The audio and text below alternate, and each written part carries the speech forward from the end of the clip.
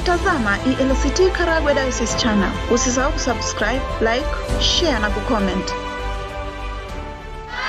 Mfuatiliaji na mtazamaji wa channel yetu ya ELCT Karagwe Diocese, uhali gani popote pale ulipo? Sisi wa Karagwe Diocese tupo katika shule ya sekondari ya Karaseko, inaitwa Karagwe Sekondari. Mfuatiliaji, mimi ni Mera Bubira Kashekwa, nyuma ya kamera afisa habari wa Diocese ya Karagwe ya Kanisa la Kiinjili la Kilutheri Tanzania. Na hapa ndipo unakofanyika mkutano wa UKWATA ambao umekusanya shule zote za sekondari zinazopatikana ndani ya wilaya ya Karagwe na ndani ya wilaya ya Kyerwa. Ibada ya ufunguzi inakwenda kufanyika na atakayeongoza ibada hiyo ni Baba Askofu wa Diocese ya Karagwe ya Kanisa la Kiinjili la Kilutheri Tanzania, Mchungaji Daktari Benson Kalikawe Bagonza. Karibu sana ibadani. Bwana Yesu asifiwe sana. Majina yangu naitwa Mchungaji Enoch Tobias. Ni mratibu wa UKWATA mkoa wa Karagwe ambao unahusisha wilaya za kiserikali Karagwe pamoja na Kyerwa. Natumia nafasi hii kuwakaribisha watazamaji wote na kipekee sana kumkaribisha Baba Askofu Dr. Benson Bagonza ambaye ni askofu wa Diocese ya Karagwe, ambaye ni mlezi wa UKWATA kwa mkoa huu wa Karagwe. Hapa tupo katika shule ya sekondari ya Karagwe inayoitwa Karaseko, na tayari tumekwisha kusajili jumla ya matawi 40 pamoja na washiriki wana UKWATA 750 kutoka katika matawi haya. Tutakuwa na ibada ya ufunguzi na nitumie nafasi hii kumkaribisha sana Baba Askofu. Tuna hamu sana ya kuona ufunguzi wake, lakini pia kuona namna ambavyo anasema na vijana katika siku ya leo. Pamoja na Baba Askofu, niwakaribisha ninyi nyote ambao mnafuatilia channel yetu ya ELCT Karagwe Diocese, na leo tupo hapa shule ya sekondari ya Karagwe katika ibada ya ufunguzi. Mwaka huu kama ilivyo katika mikoa mingine ya UKWATA katika Tanzania, tumeongozwa na kichwa au neno kuu kutoka Isaya sura ya 45 mstari wa 22 unaosema, niangalieni mimi mkaokolewe. Basi kupitia njia hii tunawaalika vijana wote kushiriki pamoja nasi shughuli nzima za UKWATA tunaita Easter Conference mwaka 2025, waweze kufundishwa namna ya kumwangalia Bwana ili wakaweze kuokolewa. Wapendwa katika Bwana, wana UKWATA pamoja na walezi wenu, neno la Mungu ambalo niliombwa nilitumie kwa ajili ya ufunguzi wa mkutano wenu ni neno hilo hilo ambalo ni neno kuu la mkutano. Nusu mstari tu kutoka chuo cha nabii Isaya sura ya 45 mstari wa 22. Nitausoma na nitapenda muurudie kwa sauti kubwa. Niangalieni mimi mkaokolewe. Rudia. Niangalieni mimi mkaokolewe. Tuombe. Mwenyezi Mungu, tumekuja, umetuita, tumeitika, unatukaribisha tugeuke tukutazame wewe. Geuza shingo zetu, geuza mawazo yetu, geuza malengo yetu na nia zetu, tukugeukie wewe. Katika ujana wetu utusaidie kukuchagua wewe ili tuweze kuwa salama. Kwa Yesu Kristo Bwana wetu. Amina. Neema na iwe kwenu na amani itokayo kwa Mungu Baba na kwa Bwana wetu Yesu Kristo. Amina. Nichukue nafasi hii kwa niaba ya Diocese ya Karagwe kuwakaribisheni nyote. Najua mkuu wa shule atapata nafasi ya kuwakaribisha hapa kituoni, lakini mimi ambaye kwa neema ni mkuu wa Diocese hii ambayo imepewa wajibu wa kulea vijana wa UKWATA katika mkoa huu, napenda na mimi nichukue nafasi hii niwakaribishe nyote. Karibuni sana Karaseko, karibuni sana Diocese ya Karagwe. Tunajisikia furaha kuwa nanyi nyote katika eneo moja kama mlivyokaa na tunaamini Mungu ana makusudi nasi kutupa wajibu wa kuwalea katika kipindi hiki cha Pasaka. Neno kuu la mkutano wenu kama mlivyo litamka litazungumzwa kwa undani zaidi kwa siku hizi 3 na mhudumu wenu mliyempendekeza. Nimemwona ni mchungaji Daktari Emmanuel Ngambeki. Yeye ataingia kwa undani zaidi. Lakini pia ningependa kuboresha ufahamu wenu juu ya neno hili, ili mwalimu wenu atakapokuja basi aanzie nitakapoishia. Vijana wangu, ziko changamoto nyingi za ujana. Niliwahi kuwa kijana, lakini changamoto zangu za wakati ule ni tofauti na mnazopitia nyinyi. Kwa hiyo niwaombe kwa muda huu ninapozungumza nanyi, msiuhukumu ujana wangu kwa sababu hamkuuona, na mimi nitajizuia kuhukumu ujana wenu kwa sababu siwezi kuuishi. Lakini napenda nizungumze nanyi mambo 3 kama njia ya kuboresha ufahamu wenu juu ya neno kuu na changamoto mnazokutana nazo nyinyi kama vijana. Changamoto ya kwanza inaitwa muda. Vijana wengi daima hujiona wana muda. Kila kitu wanaona kinawezekana kwa sababu muda upo. Kwa hiyo mara nyingi vijana wengi hata huko mashuleni wana kitu kinachoitwa last minute syndrome. Last minute syndrome ni ile tabia, una muda wa kufanya jambo, unaamua kutolifanya mpaka dakika za mwisho. Mkutano wa UKWATA ulianza kuandaliwa mwaka jana mlipoagana, lakini si ajabu wewe mchango wako wa mwaka huu umeulipa jana. Mwalimu anatoa homework ya wiki nzima, unafanya dakika chache kabla mwalimu hajaingia wapi? Darasani. Una nguo chafu zinahitaji kufuliwa, mpaka siku unapozihitaji yamebaki masaa machache ndio unagundua hujafanya nini? Hujafua, na muda ulikuwa nao. Hiyo inaitwa last minute syndrome. Na kwa bahati mbaya na nzuri wakati ule ule, Mungu ametujalia vipawa vingi. Kuna watu wanafanya vizuri wakifanya dakika za mwisho, na hao wakiona hivyo wanasema, kwa kuwa ninafanya vizuri dakika za mwisho, basi kila siku nitasubiri dakika za mwisho ndipo nifanye. Kuna mtihani unaanza ndani ya miezi 3, hasomi, anasoma usiku wa kuamkia mtihani na ndio anafaulu. Kwa hiyo anaona kusoma mwishoni ndio njia nzuri, lakini ni changamoto. Last minute syndrome ni changamoto inayowakabili vijana wengi, kwa sababu wanaona wana muda. Hawawezi kufanya majukumu yao mapema na kujikuta wanakimbia dakika za mwisho. Miaka 7 ya shule za msingi, mtu anasoma sana mwaka wa 7. Miaka 4 ya O-level sekondari, anasoma sana mwaka wa 4. Miaka 2 ya A-level, anasoma sana muhula wa mwisho. Nidhamu ya matumizi ya muda iko chini sana miongoni mwa vijana walio wengi. Matumizi mabaya ya muda yanamshambulia kijana kutoka kila upande.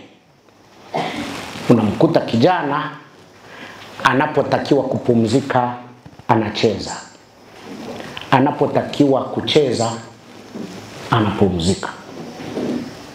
Matokeo yake vipaumbele vinavyopingana vinashambulia uwezo wa kijana kutofanya machaguo yanayofaa katika maisha yake. Changamoto ya kwanza. Changamoto ya pili inaitwa machaguo mengi, miito mingi. Machaguo mengi, miito mingi. Nyinyi ni wa Afrika.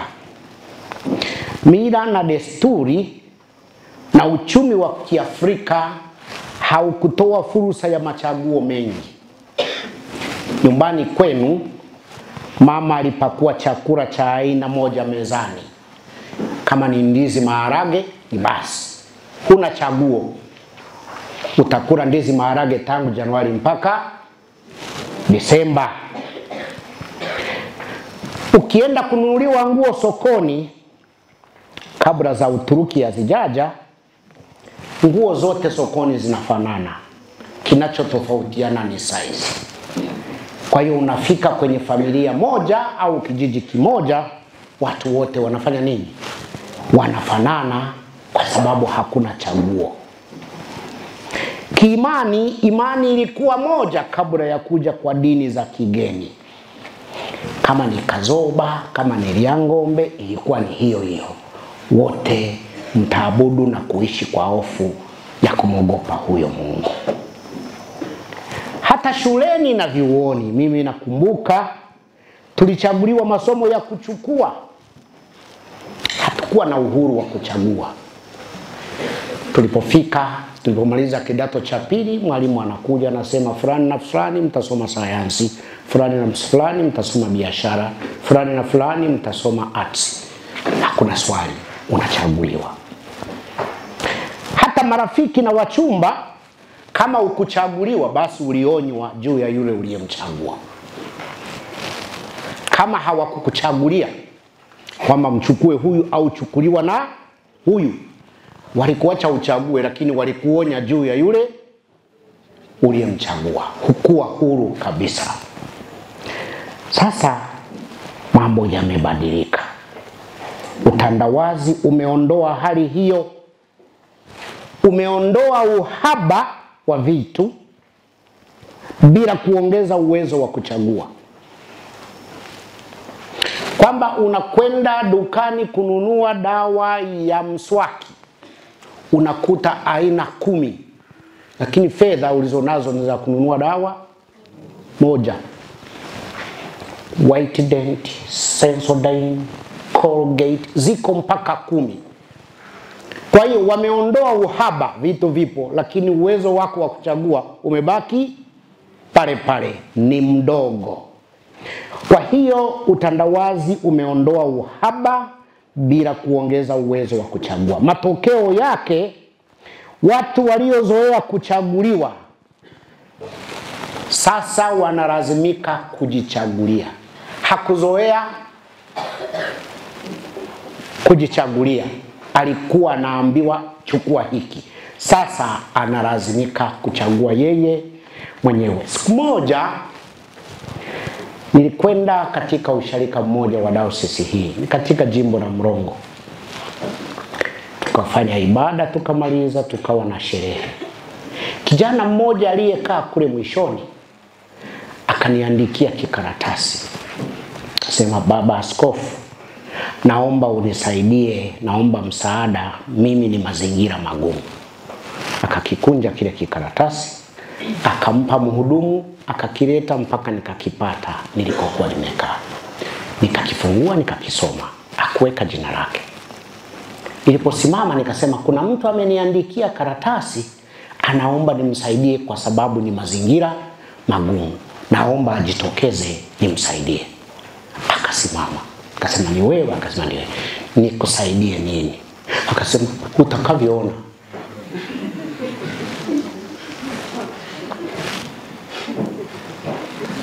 Nikarudia, nasema, chagua chochote unachotaka nikusaidie, nitakusaidia. Akasema, chochote utakachoona. Umenielewa? Shida anayo, lakini hawezi kufanya nini? Hawezi kuchagua. Shida anayo. Na vijana wengi ndivyo mlivyo. Kwa bahati mbaya, nafikiri ni sahihi kulisema hili, kwa bahati mbaya, hata katika eneo la mahusiano, kati ya mvulana na msichana. Mmoja anajisalimisha na kuacha mmoja aamue kila kitu. Utakavyoona. Wewe ndio macho yangu, wewe ndio miguu yangu, utakavyoamua fanya.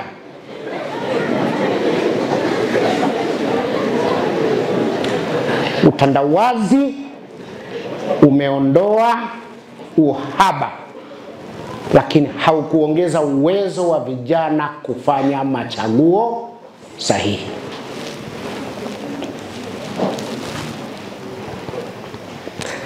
Halikadhalika vijana wanakabiliwa na miito mingi. Sisi wakati wetu tulisubiri tuambiwe tunafaa kuwa nani. Uliona watu wanakuja nasema, lakini wewe unafaa kuwa mchungaji, unafaa kuwa askari, unafaa kuwa rubani, unafaa kuwa hakimu, unafaa kuwa mwalimu. Tulisubiri kabla sisi hatujasema tungependa kuwa nani. Siku hizi kijana anataka vyote kwa wakati mmoja. Awe rubani, awe askari, awe hakimu, awe askofu, awe mwanamitindo, awe mjasiriamali kwa wakati mmoja, kwa sababu ya mito mingi. Hata katika upande wa mahusiano ambao najua umri wenu ndo sasa mnaanza mambo hayo, kama mjaanza, unakuta mvulana anatamani kupata wife material wakati yeye sio husband material.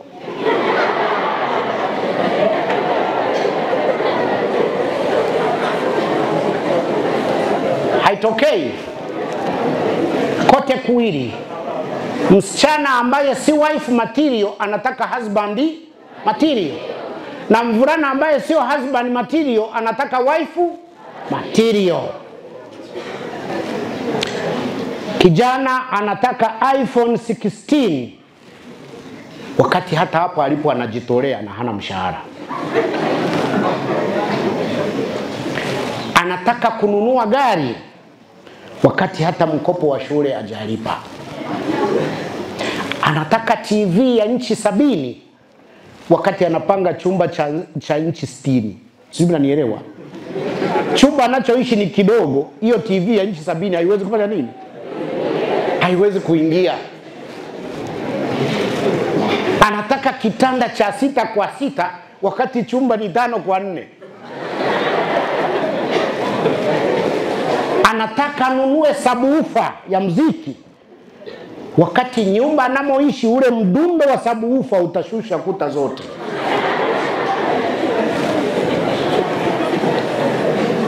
Utandawazi umejaza vitu na watu, ukawajaza tamaa bila kuwapa uwezo wa kutimiza matamanio yao. Changamoto ya pili, miito mingi, machaguo mengi, inaishia hapo. Changamoto ya tatu, elimu inayojaza mashaka kuliko uhakika. Elimu mnayoipata hivi sasa inawajaza mashaka mengi kuliko uhakika. Inazua maswali mengi bila majibu. Elimu yetu imebadilika sana. Inazuia watu kujua ukweli. Na ukweli wakijaribu kuushika unateleza. Kilichokuwa kweli asubuhi wakati unaondoka Kayanga, ukirudi sasa hivi Kayanga kimeshabadilika, sio kweli tena. Matokeo yake vijana wanaishi na mashaka. Hawajui waamini kipi na waache kipi. Ili kupunguza mashaka haya yanayoleta msongo wa ubongo, wanakimbilia njia kuu tatu. Nitazitaja. Elimu imewajaza mashaka, wanaishi kwa mashaka kuliko matumaini. Hili linawaletea msongo wa mawazo. Matokeo yake kuna njia tatu kuu za kushughulika na tatizo hili. Njia ya kwanza wanayoichagua, pombe na vilevi.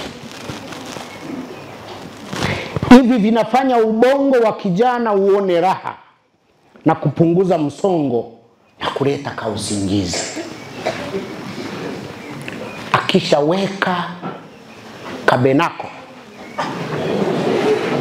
anasahau matatizo, alafu anafikiri hata kesho yatakuwa hayapo. Akiamka nakuta yamemtolea nini? Macho. Kiwango cha uraibu, addiction, hapa nchini kinaongezeka sana miongoni mwa vijana. Si ajabu hata hapa wapo waliokuja na kabenako kwenye mifuko. Kweli? Tukague?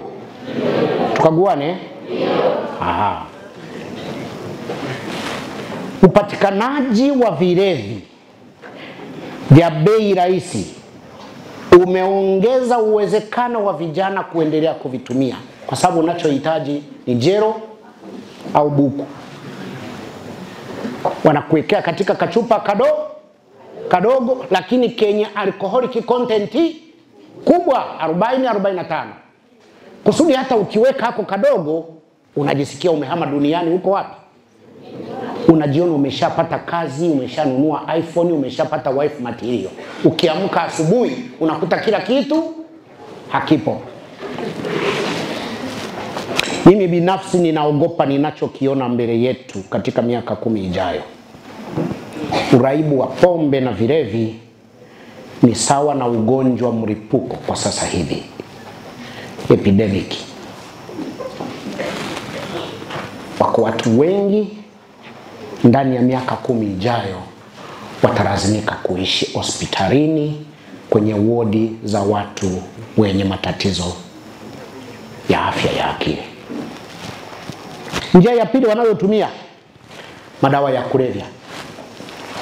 Uraibu wake ni sawa na wapombe, lakini matumizi ya dawa za kulevya ni hatari sana kwa sababu hayana baa wala ukumbi. Afadhali pombe, lakini madawa hayana ukumbi. Uliwahi kwenda kwenye ukumbi wakasema hapa ni ukumbi wa madawa ya kulevya? Unaweza kukuta duka wameandika hapa tunauza madawa ya kulevya. Mnapeana kwa kificho, na vitu vinavyopeana kwa kificho ni vya hatari. Si mnajua Fikiria mambo yote mnayopeana kwa kificho, yana baraka hayana baraka? Hayana baraka.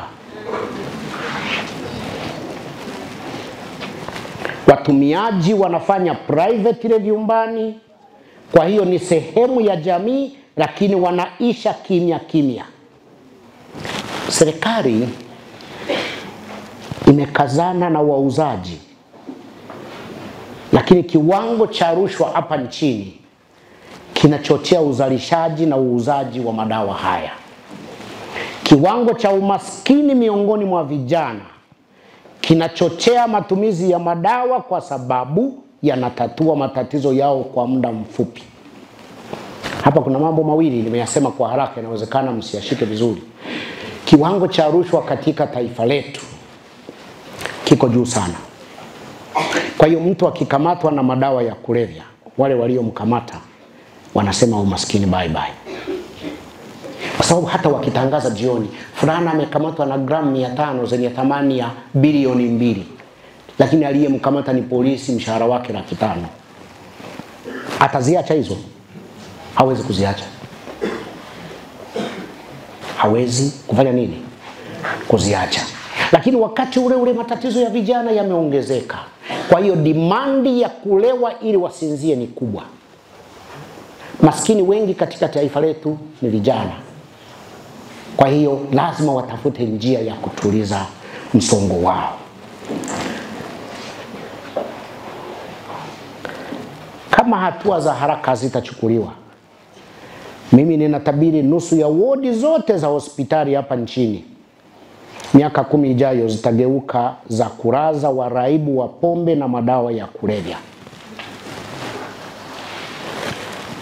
Kwa sababu kutokana na kiwango cha watu kuishi na kujikinga na magonjwa ya kawaida haya, hospitali nyingi zitajikuta hazina wagonjwa wa malaria, wa kuharisha, sijui wa nini, UTI mnaugua hamrazu, mnatembea nayo na kadhalika.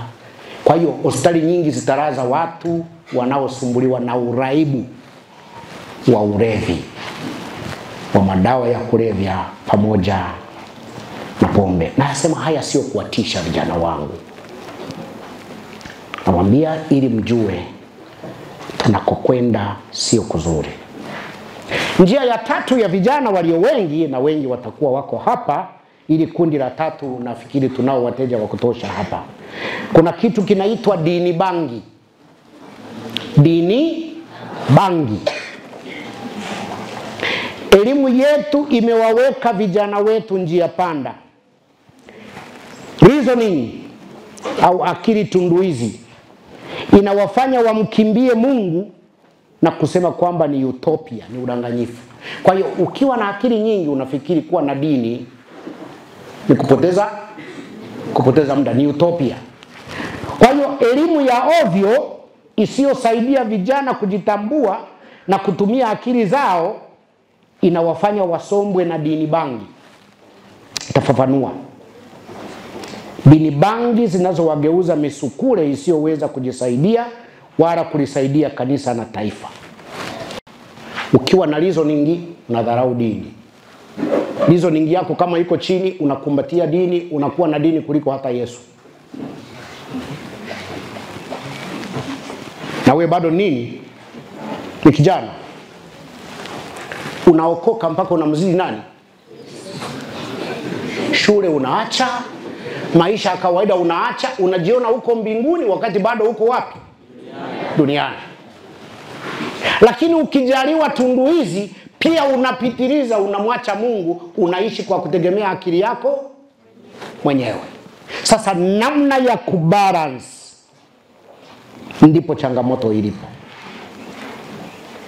Lakini inavyoelekea kutokana na kiwango chetu cha elimu kwa chini, dini bangi inaelekea kuishinda ile ya tundu hizi. Vijana wengi, kwa sababu dini bangi nayo ni kama madawa ya kulevya, nayo inalewesha akili, inaleta uraibu katika nini? Katika akili. Kwa hiyo vijana wengi wanajikuta katika mtanziko kati ya kuishi kwa uraibu wa kidini au kuishi kwa uraibu wa tunduizi unaowafanya waachane na maisha ya imani. Uwezo wa vijana wetu kubaki katikati kwa kutumia reasoning na imani ni mdogo sana. Hapa ndipo UKWATA inapohitaji kuchukua nafasi yake. UKWATA na vyama vingine vya kitume mashuleni na vyuoni vinahitaji kutuandalia vijana imara kiimani, kielimu na kimaadili. Kusema tu Bwana asifiwe sio dawa. Kwamba wewe ukisema Bwana asifiwe si tudanganyike kwamba wewe ni mwaminifu wakati ni kibaka, haisaidii. Tunahitaji kijana aliyekomaa kimaadili, kielimu. Yaani usifiche kushindwa kwako darasani, unakuficha kwenye UKWATA. Usifiche udokozi wako kwenye UKWATA. Usifiche uchafu wako na kukosa unadhifu kwenye UKWATA. Kusema mbinguni hakuna kuoga, hakuna kunawa. Balance inatakiwa. Vijana wengi najua mnazo changamoto nyingine rukuki. Ajira, karo, viboko mashuleni, vitabu, matibabu, vifaa, kukosa wapenzi na kadhalika na kadhalika. Unacheka, kwani hawapo ambao wanalia kwamba wamekosa wapenzi hapa? Wapo hawapo? Haya.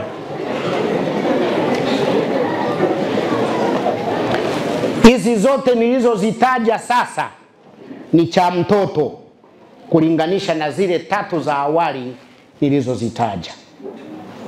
Hizi tatu nilizozitaja awali zaweza kuwafanya msimuangalie Mungu na wasimgeukie Mungu kama neno lenu kuu linavyosema, niangalieni mimi mkaokolewe.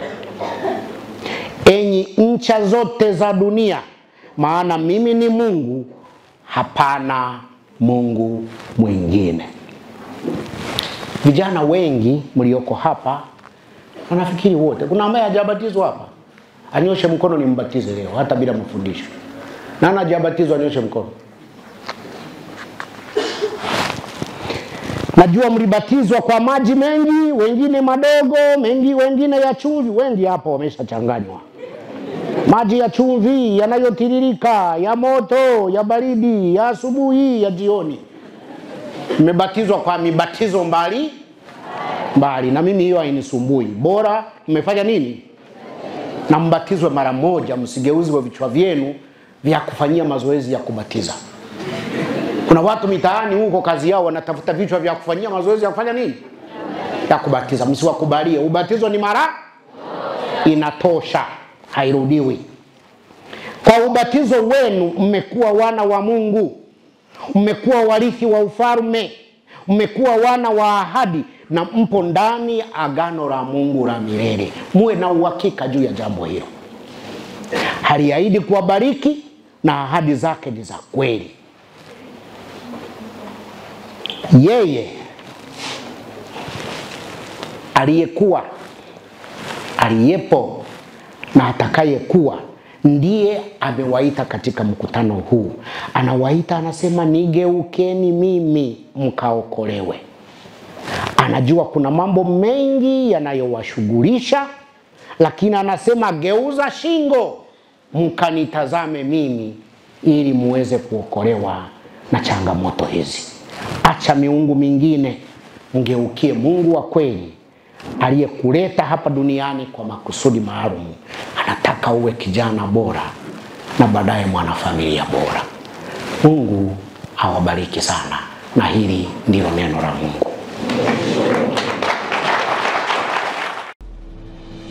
Unatazama ELCT Karagwe Diocese Channel. Usisahau kusubscribe, like, share na kucomment.